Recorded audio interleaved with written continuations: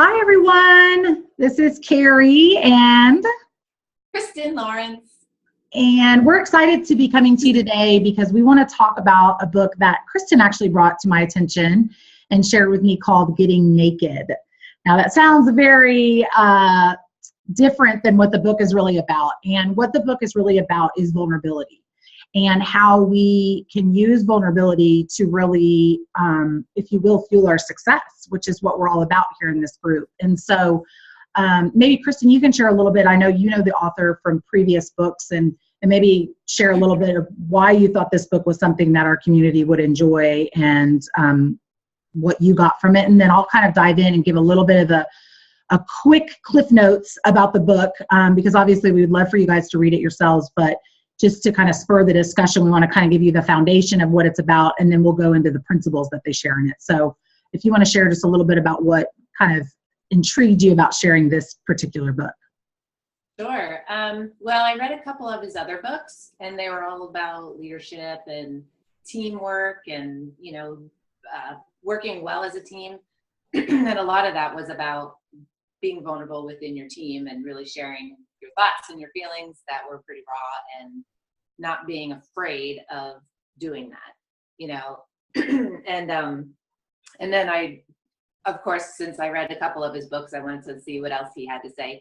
And I saw this book and I immediately thought of you, Carrie, because you do a lot of great trainings on sales. And just as going through the book and reading it, I just thought, oh my gosh, this is what Carrie does. She shares and she's very vulnerable because one of the principles is give away the business, and you don't do sales calls. I mean, you sell, but you don't do sales calls per se. You really just consult when you're talking about what you can do and what it means to engage with you. So I just thought this was a no-brainer that maybe this guy was just writing about you, Carrie.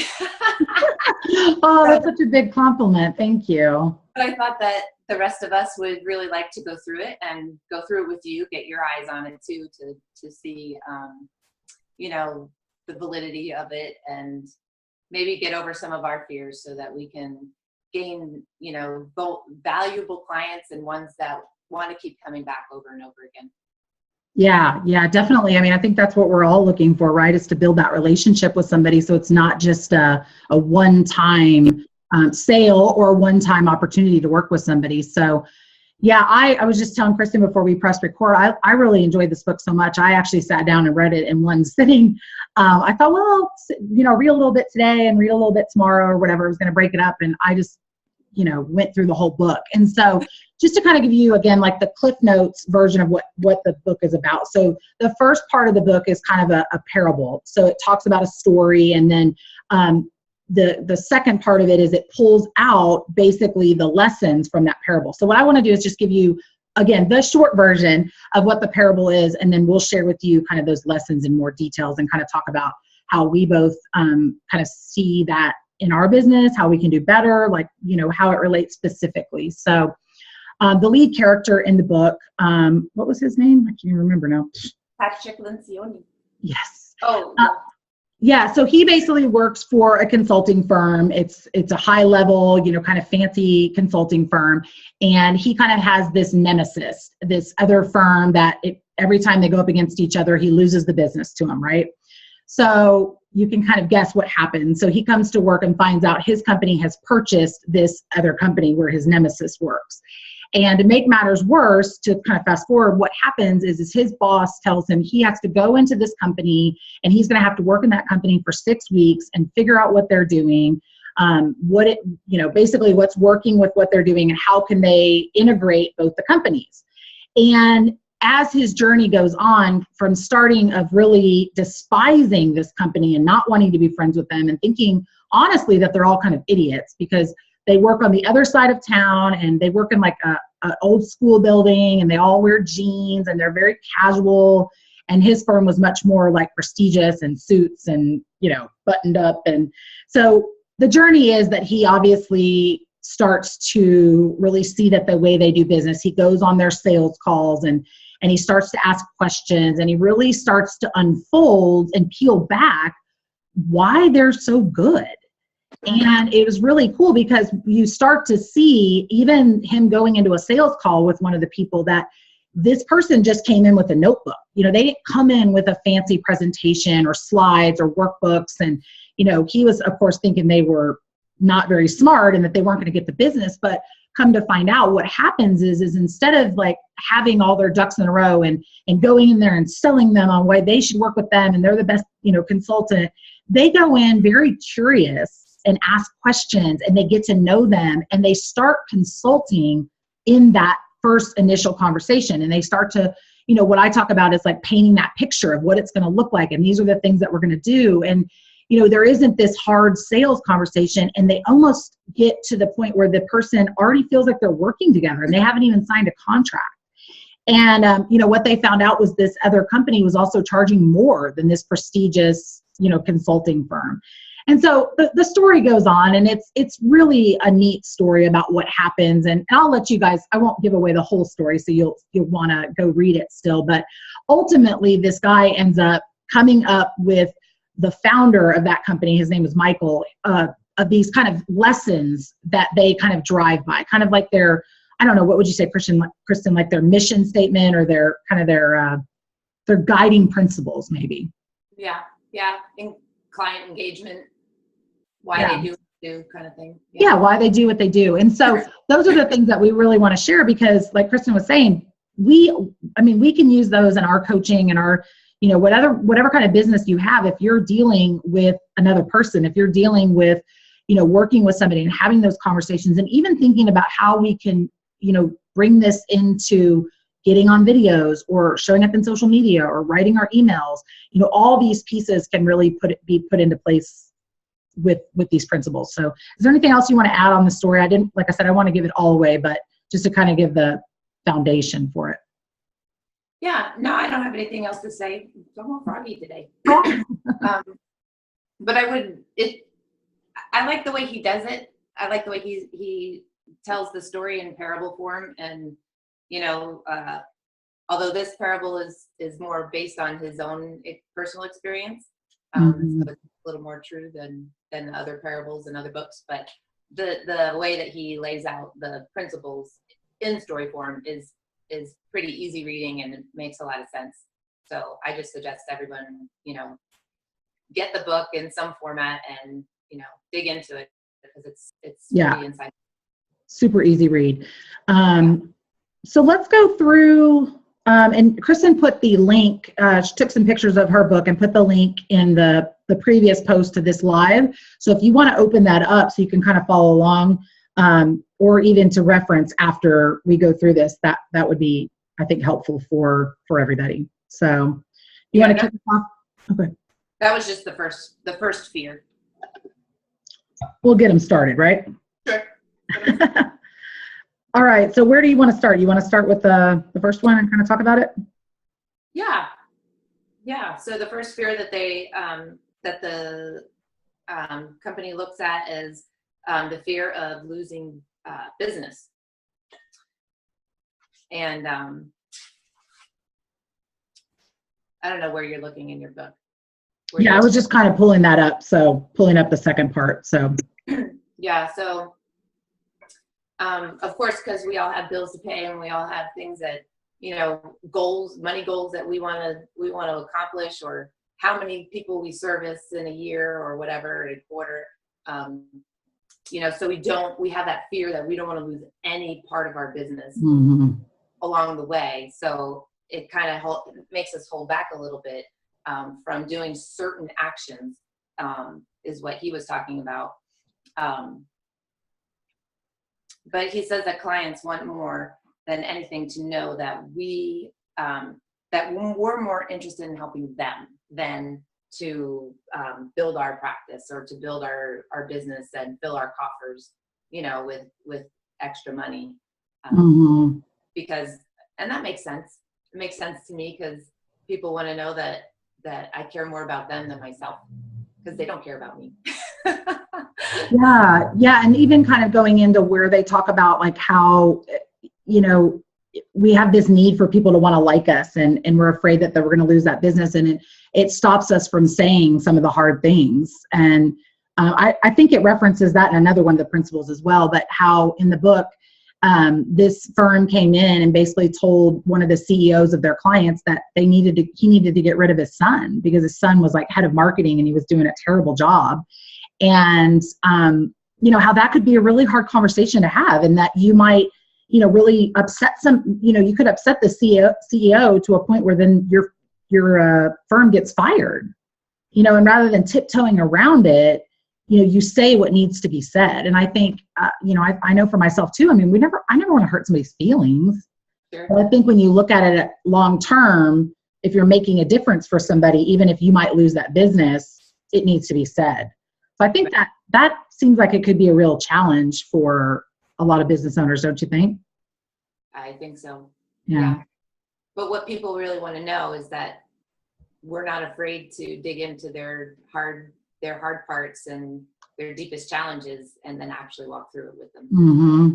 Yeah. That we're going to say what needs to be said, and we're going to deal with it. Like, even one of the examples was they were having a meeting, and one of the directors was like being really kind of aggressive and mean, and the consultant just stopped and said, and said it in a tactful way, but it was like, this is not helpful to, moving forward with, let's address this. And basically spend a couple hours just addressing that, and how somebody could want to just like, that awkward silence after something like that happens, and you just want to like shove it under the rug.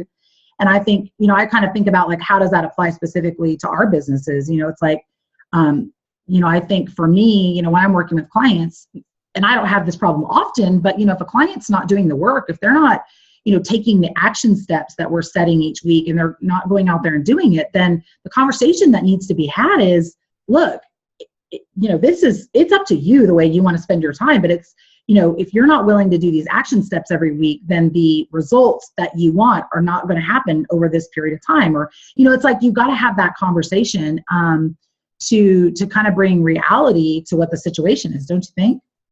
Yeah. And think about if you don't. So if you don't have that conversation because you're too fearful of seeming like you're calling them out or you're being mean, chances are that if they're not doing their homework, they're not going to get the results that you want them to get, or that that you're directing them to get. Mm-hmm. Then their review of you is not going to be good. It's going to be, I didn't get the results that I needed to get.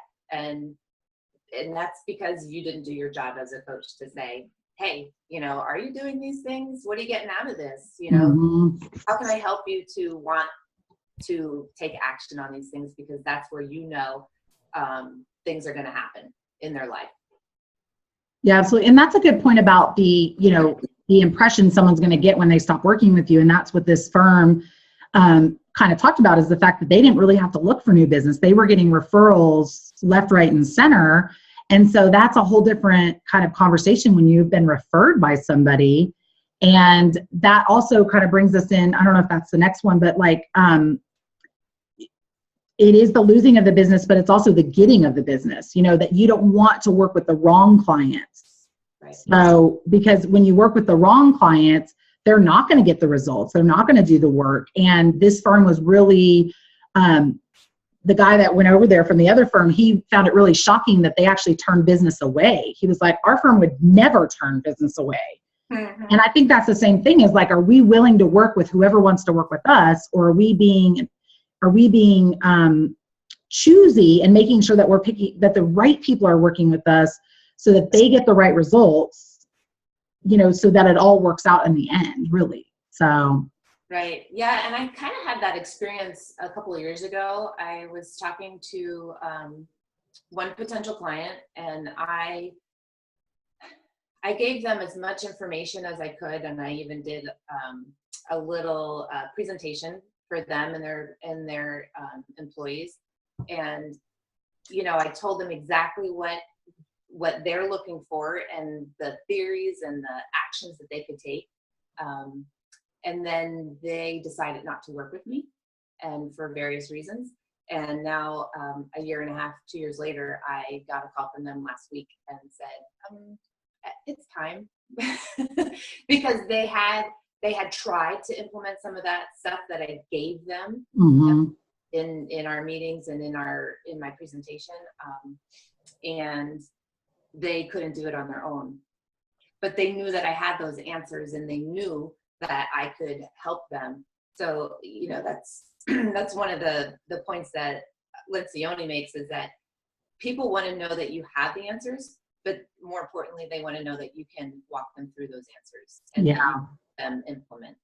And so even if a client doesn't take us right away, and like you said, showing up all the time in social media and continuously giving that value out, one day they're going to be ready. And then who are they going to turn to? You. And that's one thing that I saw you everywhere, right? When I first met you, maybe a year or more ago already, I saw you popping up everywhere, and you really gave away so much information. And I'm like, it was, over time, I felt guilty. I'm like, oh my gosh, I'm taking so much from Carrie, and I'm not hiring this girl. And so, yeah. So then when the moment was right for me, and you didn't know when that moment was right, you know, but when that moment was right for me, I got to reach out to you and work with you. And, you know, and that just solidified my loyalty to you. That's a great point. I like that you bring that up. And I think I even, you know, kind of looking at, when I was reading the book, I even started thinking about, like, in this, like an actual one-on-one sales conversation. You know, for a long time, I was telling my clients not to do coaching on sales calls. And I still think that can turn into, you know, a sticky situation. But I think there's a difference in actually coaching and being really generous.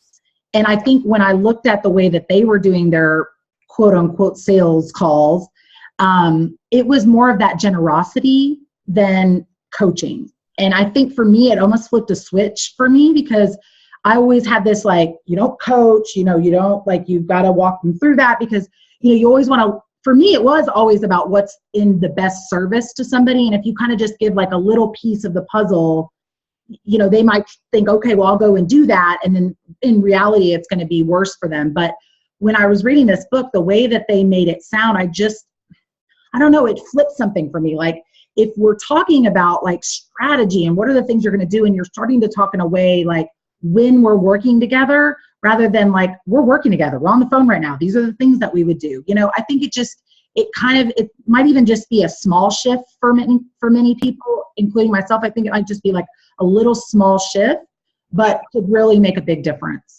Absolutely. Yeah. And being new to online business, you know, I've gone through the whole gamut of those gurus out there, online business gurus, and I can tell you some of them completely turn me off, because they do not say anything. They don't give you a sliver of information or usefulness. And then all of a sudden they're like, so if you sign up in the next 10 minutes, we can get started. I'm like, started on what? I don't want to hear you talk. If this is the relationship that we're going to have while I'm working with you, where you're just going to kind of tell me how you got started and not give me any information, I don't want to work with you. But I knew exactly what I was going to get with the coaches that I do hire. Yeah. And I think it's that whole, which I think is an old internet marketing kind of like, give them the what, but not the how. You know, you're like, this is what we would do, but not really the how. And again, I think there can be a balance with that. You know, I think it is, what is in most service to somebody else. I mean, you even gave the example. I mean, I think that's a great example of, and I've had that happen too, where somebody has a conversation with me and they may not decide to work with me for months. Or I've had a client, it was a year later that they ended up working with me. So, you know, I think so I think that fear that they talk about of losing the business can kind of work in multiple, you know, it's the fear of kind of gaining / losing. And then even in the relationship, just having that direct, honest communications with your clients. So. Yeah, I think there is such a balance and an art to all that, because when I first started trying to do sales calls, I'm in the conflict resolution business, and that's tricky on its own, because everybody has conflict, but my process, part of it is to take a look at your part of the situation Mhm. And I have to tell you that that was my bad, because I would bring that up, but I would say, so during our time, we would talk about like what your part of this whole situation is. And I didn't get it at first, but so many people never called me back They're like, no, I don't want to do that. because they were like, oh, what are you saying? My part? No, I don't have a part in this. It's all him. It's all her. It's all, and Mhm. they're the one that's at fault. And so I quickly, well, not quick enough, but I did finally learn that bringing up the whole process is not what is needed. Yeah, it scares some people. Yeah, but offering, where would you like to be, and really hearing them out and really engaging them and letting them talk. And then, like Lencioni says, ask dumb questions. Ask the very obvious questions, which I think is also kind of um, I don't know, a gift, or it's a tool that you need to hone, because Yeah. Well, I think that brings us in. Yeah, and I think that totally brings us into the next fear. So the first fear is fear of losing the business. I think we did a good job of kind of diving into that. So the second fear is fear of being embarrassed. Yeah. And I think that's like what you were just about to go into, is that the asking those quote unquote dumb questions.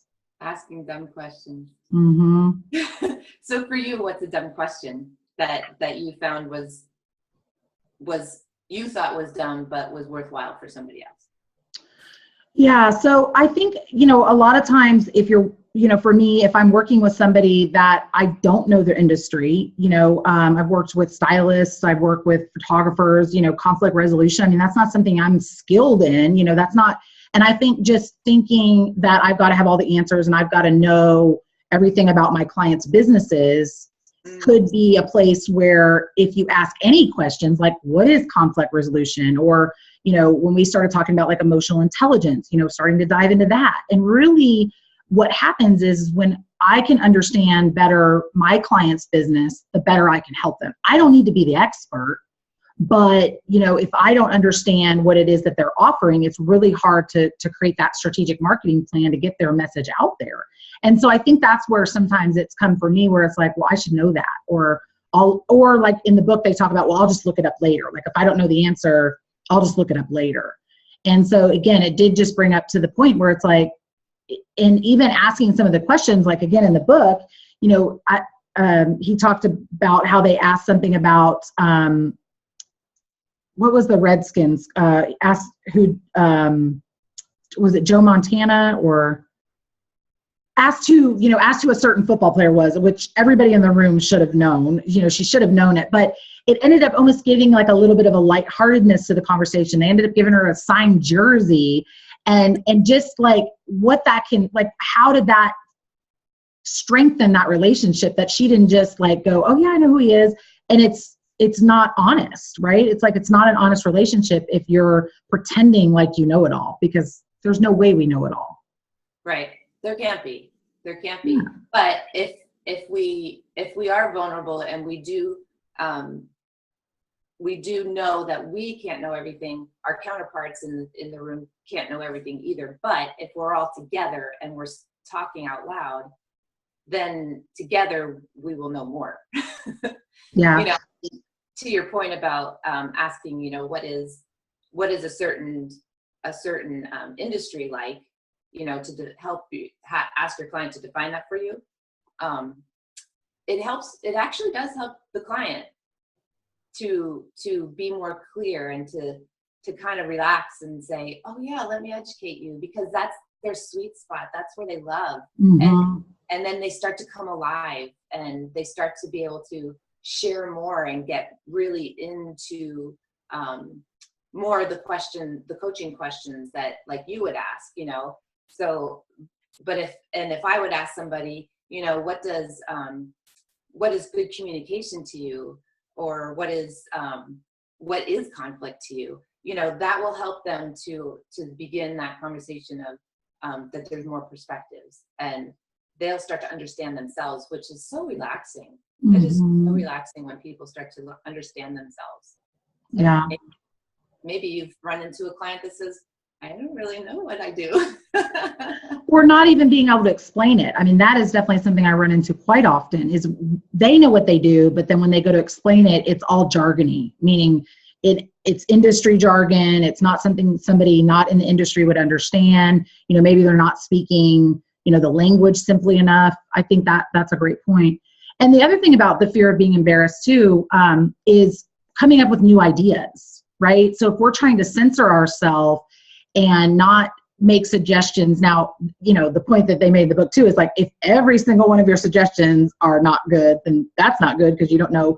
But what, like they talked about, like giving a client the suggestion to patent their product to another company and like how are they talked about it, which sounded super crazy and off the wall.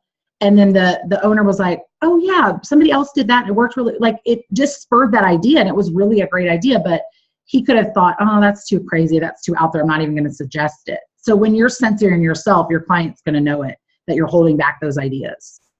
Yeah, and probably because you feel like you're being like you're stupid. Yeah. Not because you're withholding from them, but because you're insecure. Like people can smell out insecurity pretty Oh easily.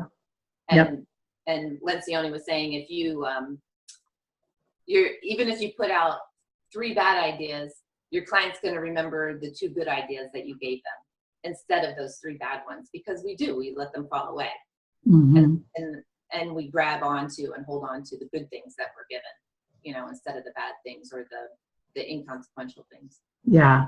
Well, I think it also creates that partnership. It creates that trust in each other that, we can bounce ideas off. We're here together, and it's not that you have to be perfect. And I think, again, when you looked at the 2 consulting firms, the one that was all buttoned up and coming in with the beautiful presentation, they were coming in as the know-it-alls. They came in saying, basically, we know your industry better than you do, and we're going to, tell you what to do, and, kind of a dictatorship. Or the other firm was like, hey, tell me about your firm. Tell me about how you do things. Let's work this together. I've got ideas, and then that creates just such a different working environment. Like I could just visually see, the difference in how they would go in to clients. It was just unbelievable. Yeah, it was really interesting. I just read an article about fair process. And it was about an organization that they had to retool all their machines and they wanted to redo the whole business. And actually this article is ancient, old, but it's so relevant today.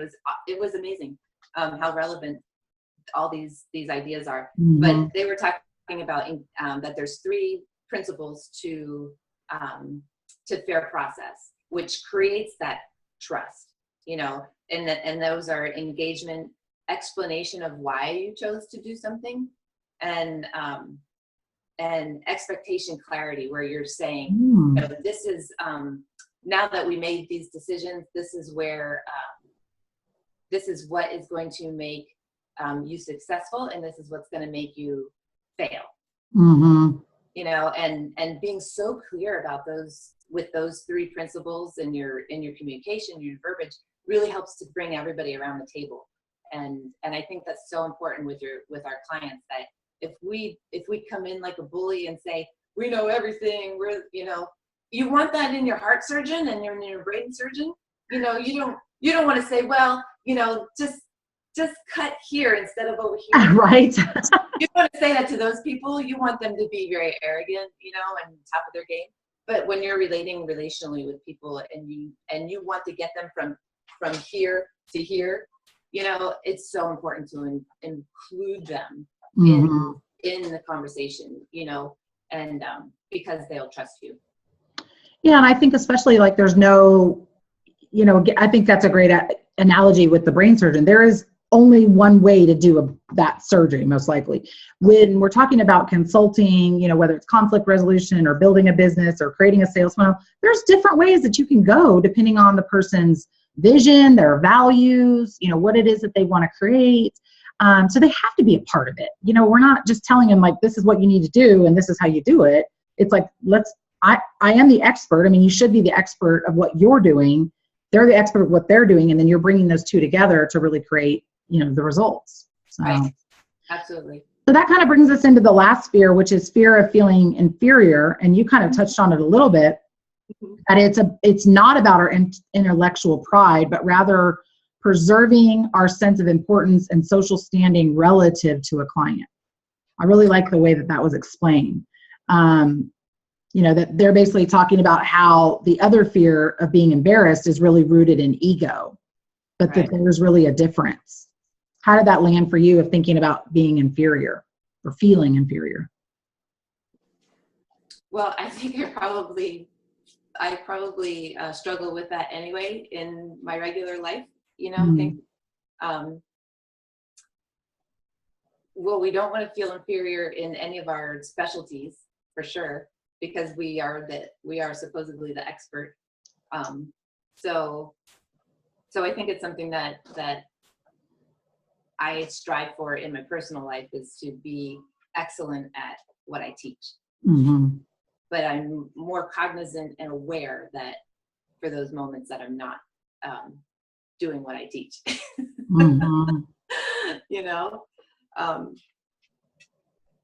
So, and I would think it's kind of the same for you, that if you're not growing and you're not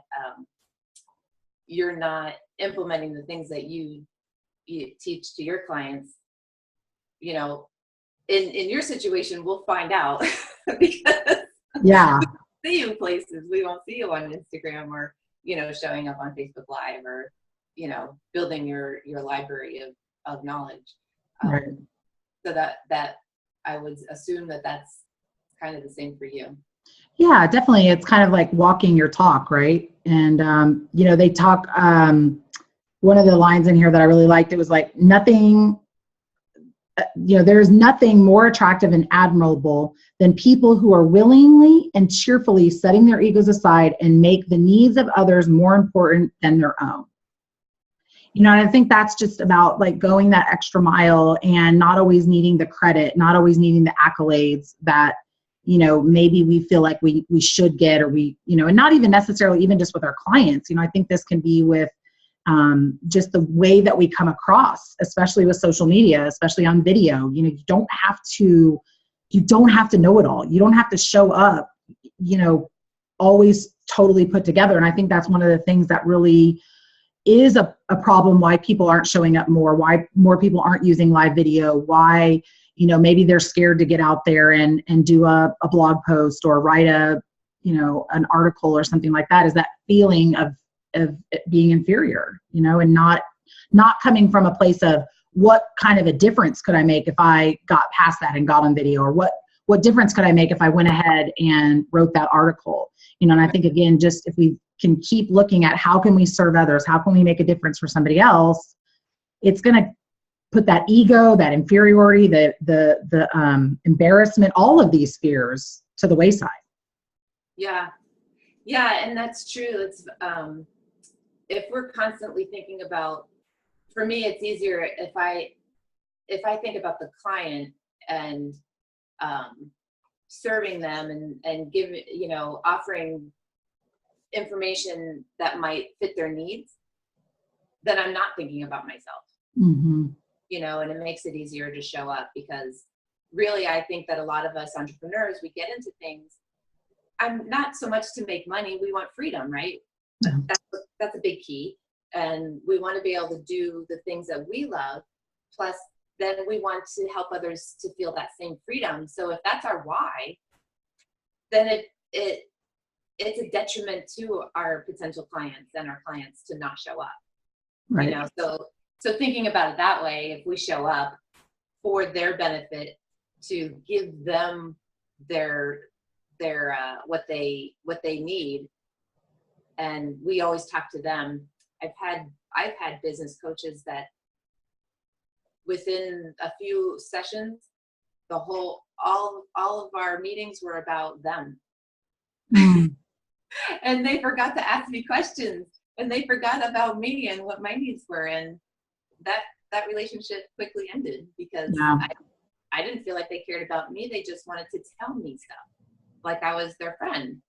And there's a difference in there. I want to be friends. We can have chats, offline when we're not working. And that's amazing, but not when we're working. Yeah, and that almost gets into the boundaries thing, right? Like of having those clear, like I am your coach, you're the client right now, and then when you're off that, I think that that's really important to have too. And that that's that kind of that fear of, or kind of ties into like wanting to be liked, right? Kind of goes into there. So so if the recording people see me kind of looking over here, we're also live streaming this right now. So if anybody on live stream has any questions or comments, let us know. We're happy to answer any questions that you guys might have. We're just kind of trying to give you a broad brush stroke of the book. And, I definitely would like to go through some of the, the principles that they talk about in here that are connected to the fears. And maybe we'll just kind of go quick, maybe a little more quickly go through these just so we can, again, just give people that broad brush stroke. Does that work for you, Kristen? Sure. Okay. So, yeah, we kind of talked about this one already, but it's always consult instead of sell. And so we kind of already talked about that, and how, you're always wanting to rather than thinking about selling, you're consulting, you're helping, you're, really in that service mindset. And that's, I've always said that sales is about service. It's about, really seeing if you can make that difference for somebody else. Did the way that they presented that, was that something different for you, Kristen, or how did that land for you? It was different in a way that it made me think, but I'm afraid to give away too much, that they'll think that they don't need me. Mm-hmm. But I think that if a client does think that way, then they weren't my ideal client. Right. Yeah. And this principle is rooted in that fear of losing the business. So, I mean, I think that I resonate with that as well, for sure. Yeah. Or that it's going to delay it. So even like what you were saying about maybe somebody not being ready to work with you now, but sometimes in my mind, it's like, well, I gave them so much, they're probably going to go try to implement that. And then they're not, and maybe they'll want to work with me down the line, but maybe they're going to be able to figure it all out. Well, what a great service you did for somebody if all they needed was an hour of consulting and that changed everything for them. Or like in your case, they would come back to you because they weren't able to do it all on their own. Right. Yeah.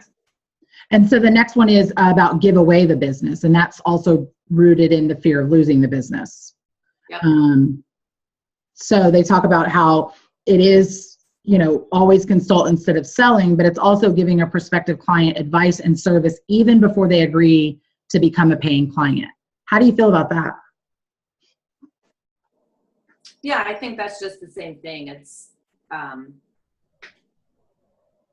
people are at all different stages of their needs or what they think they need. And I think if it's something that you love, you're doing the work that you love, it's not a big deal to give away, information.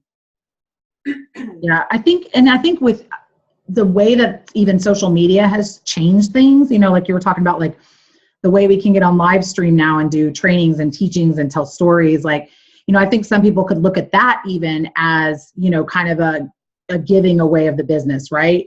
I mean, I've done hour-long live streams going through, exactly how to create a sales funnel. Somebody could say, well, you could sell that. Like, why are you doing that? Right. And the reality is, it's like you said, if you're putting it out there and you're showing people what your process is and you're showing them what they're doing, what they're paying for is that relationship with you, that relationship that you're going to actually help them implement it. Right.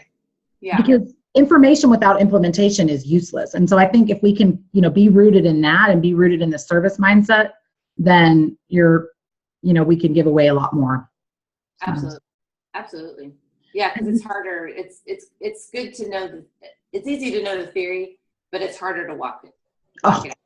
Yeah. Especially without somebody holding your hand.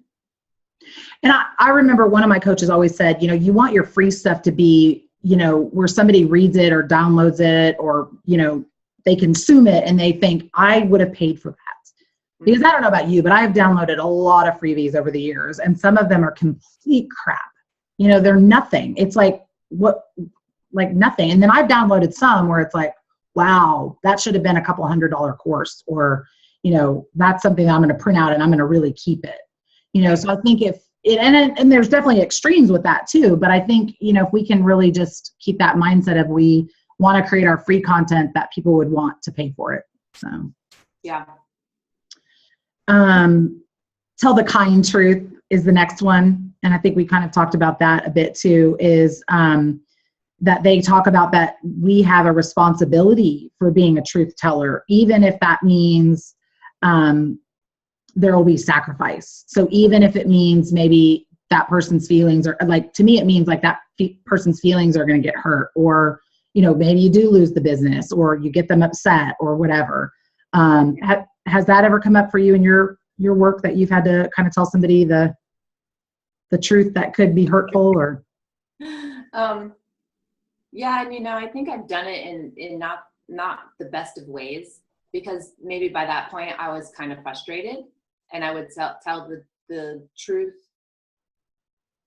maybe kindly, you know, I don't curse at people, but I think by the time I got to that place, I was doing it more out of frustration. So I like how he talks about, you know, someone saying to him, maybe from the Godfather's perspective, you know, the characters that he could be, you know, be a little less like Sonny and be a little more like Michael. And that made me think of, it was the funniest, this is the silliest example. I used to sell Mary Kay, and I had a grandmother, Maxine, and I had a great aunt named Lou. And I just mentioned one time to my mother-in-law, I said, so, you know, Aunt Lou, she's been using Mary Kay for her whole life, and look at her. They're the same age, you know, like Lou and Maxine, the same age. And I said, well, look at Maxine. She's been using Mary Kay for 40 years. And look at Maxine. She hasn't. And they look completely different, like their skin and everything. And from like that minute on, my mother-in-law bought Mary Kay for me all the time. That's awesome. I don't know if it was because of that story that I told her, that comparison. Right. You know, do you want to be like this person, or do you want to be like that person? That kind of sparked a little bit of a way to talk to my clients better. Yeah. Than just plowing in, you know. That's a good, I like that example. Yeah. And just thinking about how, because I think the point here is that it doesn't just say tell the truth. It says tell the kind of truth. Right. And I think you bring up a point too, is like not letting it get to a point where you're frustrated or over it. Is like when you recognize it, when you see it, then you need to communicate that. So right. That's good. So this one was kind of fun, I thought, where they talk about enter the danger. I know. And so do you want to tell our audience a little bit about what that means? Well, I thought this one was a funny one too. I'm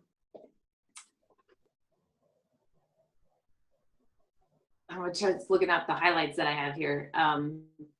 Well, I like the way they talked about it, that, well, so basically it's like not shying away from uncomfortable situations. Oh, right. And sure. Stepping right in the middle of them. And they talked about how this was really taken from the world of improv. And I started thinking, we went to an improv place in Chicago, and they did it where the audience, you know, they can, you know, heckle them and say things. And, you know, sometimes it's like your stomach almost drops when somebody says something. You're like, how are they going to like take that? But they just take it and they run with it instead of ignoring it or sweeping it under the rug. And we kind of talked about that in some of the other circumstances as well. But, you know, it's kind of like dealing with that elephant in the room. You know, so even like when we talked about that lady who was being really brash and angry and upset with people, that consultant said, let's talk about this. How is that affecting your business? You know, how is that affecting communication? And let's talk about it, rather than just kind of going like, okay, maybe we need to take a little 5-minute break or something. You know, I think that would have been probably the easier thing to do. So. Yeah. And I think in my line of work, that's the hardest part, is to head into the danger, head into those tricky places that people don't want to be, because that's why people get into conflict. It's because they're avoiding all those conversations. But I think once you get used to having those types of conversations and you find out it doesn't turn out badly, then they're a little bit easier each time to have. Exactly. Yeah, it makes it easier. Like, I think, you know, it's like enter the danger zone. You know, you're not going to get like killed or anything like that. But again, it does go into that fear of losing business. You know, is that if you bring up this uncomfortable situation or conversation, or, you know, you bring light to the elephant in the room, even though everybody knows it's there, you know, it could be kind of sticky. So, for how much better if we do it while we're there with them Mm-hmm. and even walk through it with them, because it's a safer environment for them. Yeah. Well, and I was thinking too that this is even like with any relationship, it's like even like, I mean, I don't have children, but I think with our kids, sometimes I have godchildren, and I know sometimes when we're having conversations or they ask those questions where it's like, you'd rather really not talk about it. Mm-hmm. But if you just talk about it, it really makes it a lot easier than just kind of sweeping it under the rug. So I think all of these principles can really be, we can really use them, not even just in our work, but outside, and just creating those strong, healthy relationships. Absolutely. Yeah. So let's maybe just pick out a couple others to kind of share with the audience, because I don't want to, go through all of these. I want people to read the books. I think it's really good. Were there any other ones that really kind of stood out to you? I'm just kind of flipping through myself. Oops. Yeah, I like way in the back about feeling inferior. I like making it about your client. We've talked pretty long about that too. Yeah. Just allowing them to discover themselves, and that it's not about you and how great you are or anything like that. It's knowing that, and this may be a word picture that's not like applicable to everybody, but it kind of makes sense to me. Well, I could do it in a non-faith-based way. Like a professor can get up and talk about the subject matter that he's teaching in the classroom, but he knows so much more than all of his students, but he cannot go in depth into everything he knows. He really needs to meet his students where they're at, and then build on bringing them up to him, and then even at the end of class, he's still going to know more than they do, because they're just the students and they haven't really dug into all this information. So I think anybody in our subject matters, we know so much more than our clients do, and it's meeting them where they're at and knowing where, letting them express what's difficult for them, what do they still need to work on, where do they really want to be, and then going with them instead of saying, I know best, let me take you, because that's not going to be fun for them. Yeah, that's a great point too.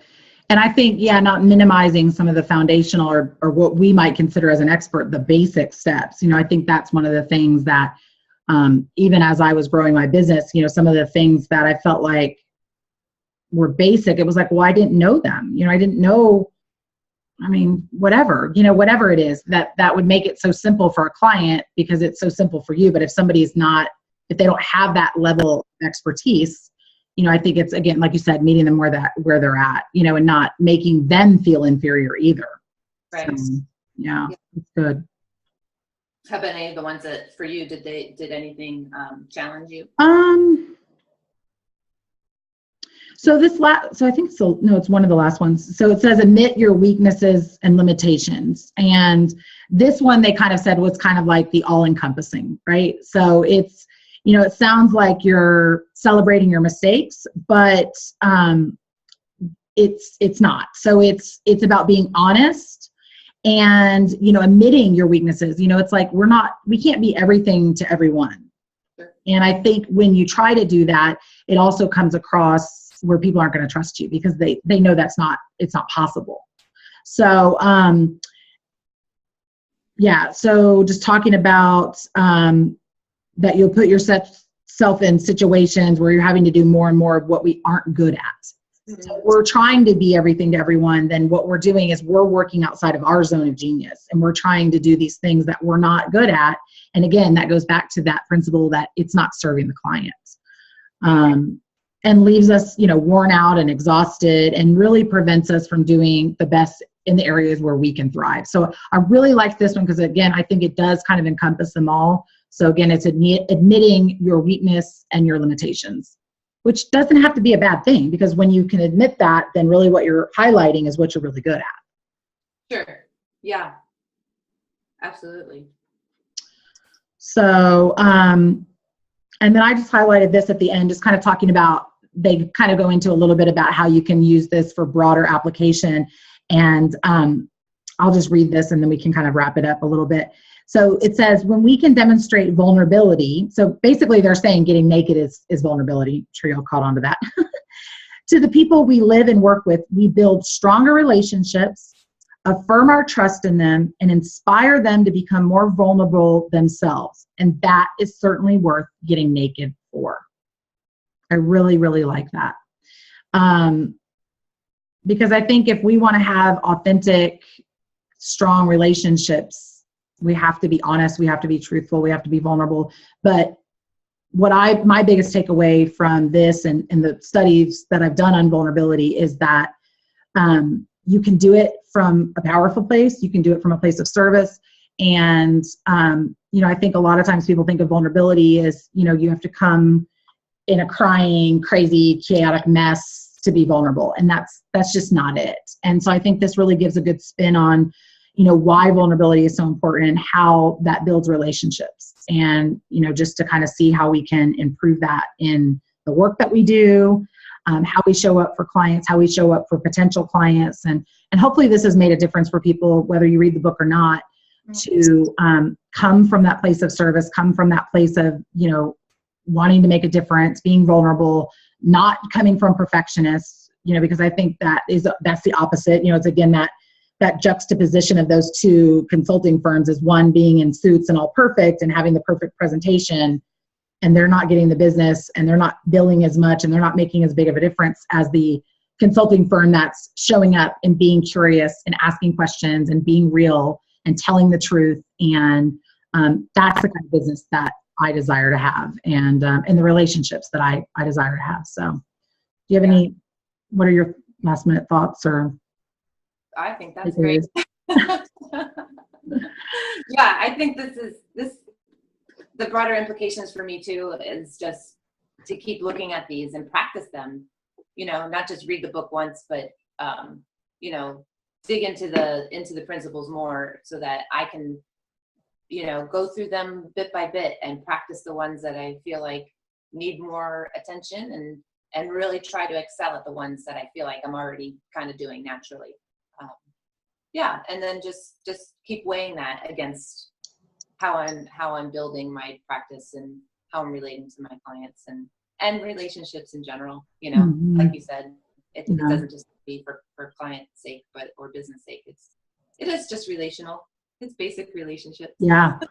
Well, I think it almost gives you another litmus test too, as like even thinking about like having a sales conversation. It's like when you get off that phone, like check in, did you align with these principles? Were you honest? Were you coming from a place of service, or were you worried about losing or gaining the business? So that's kind of that's like my biggest takeaway, I think too, is just to kind of keep checking in, because they were so powerful. So I hope that people will read the book and, leave us comments, questions. We're happy to talk more about this, and definitely hit the share button if you think other people would like kind of a synopsis over this and would like to learn a little bit more about vulnerability. So thank you for bringing this book to us, Kristen. I really appreciate it. And like I said, I really, really enjoyed it. So if you have any others, let us know.